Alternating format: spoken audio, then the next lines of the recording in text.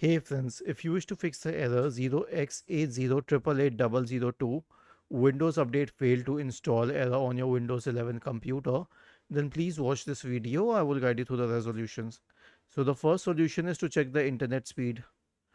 Go to fast.com and hit enter and check the speed at fast.com. Is it good enough? If yes, then move to the next solution, which is to run the Windows Update Troubleshooter. How would you do that? Right click on the Start button and select Settings from the menu. Now go to the System tab on the list on the left hand side. In the right pane, scroll down and select Troubleshoot. Now select Other Troubleshooters. Click on Run corresponding to the Windows Update Troubleshooter. The last solution will be to reset Windows Update components. So we have a script for you. All you need to do is copy this script, search for command prompt in the Windows search bar and click on Run as Administrator. Paste it here and hit enter. Now I'll tell you what happens. It will stop the services associated with Windows updates. It will delete the Windows Update profile.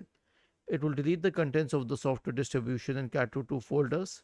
It will re-register the DLLs and then it will reset WinSock. Then it will finally restart all the services associated with Windows updates. Was this helpful?